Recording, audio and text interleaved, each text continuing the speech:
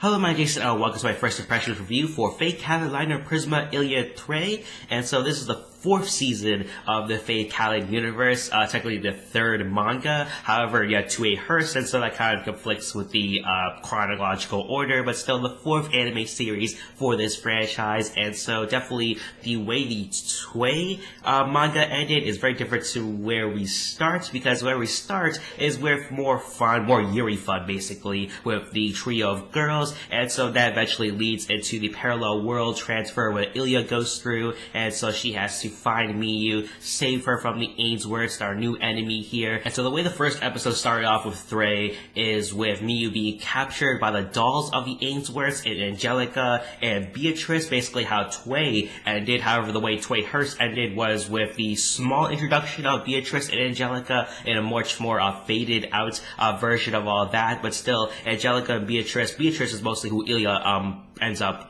fighting against in the third episode, but she runs into her in the beginning of the second episode, I believe. So it's the end of the first, but in the beginning of the second sort of thing there. And Beatrice is a sort of misogynist in some sort of way. She likes to feel and see the pain of others, and she gets really turned on by that. The lipping is really rampant. And there, Angelica takes on the persona of Gilgamesh, it seems like, with the armor that she has, and definitely very more apparent in the third episode when Gil takes her on. And Gil does make an appearance here, and she does, at least he does, team up with Illya because he wants his stuff back, basically, from Angelica. So he is able to become an ally for a small portion of the series, and so how long that will turn out to be the case is very questionable, because obviously he can turn anytime he wants to. Illya also, the first person she runs into in the parallel world is this girl named Tanaka, one of my favorite characters in the manga for Threy. And so Tanaka, she has amnesia, but the only thing that she can remember is that she is born to destroy the Ainsworths. What that means and why she wants to destroy the Ainsworths is not really mentioned at all, because she doesn't really remember all that, but she's still pretty goofy.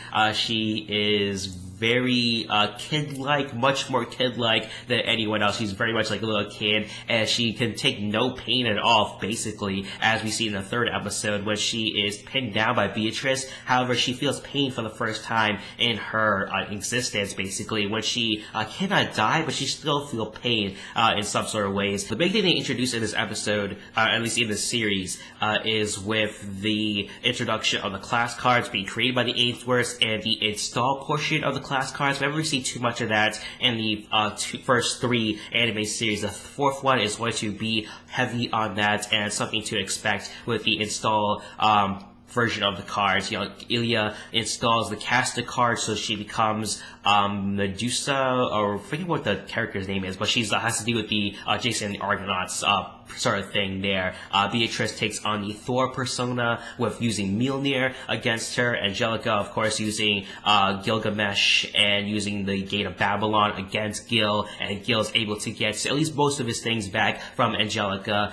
Beatrice, comes off more higher. She comes off much more over than Illya, because the caster card is not powerful enough to take on Mjolnir, and she does get an assistance from Kudo and Bazette in the background too.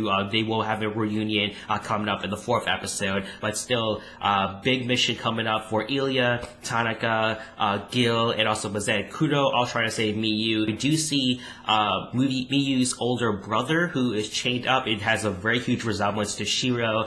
He is happy at least that Miyu has found friends. However, half of his mission, he says, is complete. What that means, we're not really sure. We don't really get him escaping. We just mostly has him tied up and mostly giving exposition towards Illya. And I would say a pretty decent start to Threy, with Illya being transported to the parallel world, meeting Tanaka and dealing Tanaka's antics. Also with the battle scenes, pretty decent, I would say. Obviously, they don't compare to the manga, unfortunately. And even the battle in the third episode seemed pretty quick and abrupt. They didn't really feel like they were grand epic battles. Obviously it's the beginning, and so we still have to wait for more, especially the opening theme suggesting that Illya is going to take on the Ainsworths using Saber and Excalibur, and so really can't wait for that moment. Hopefully do make it more epic than it seems. As for first impressions review, I'm giving this anime series a 3 out of 5 so far. Definitely a very strong start. Really excited to see this anime back again. Really a big fan of the Fate universe. universe, and so really hoping for a lot for this anime. A lot of big moments coming up, and so really can't wait to see those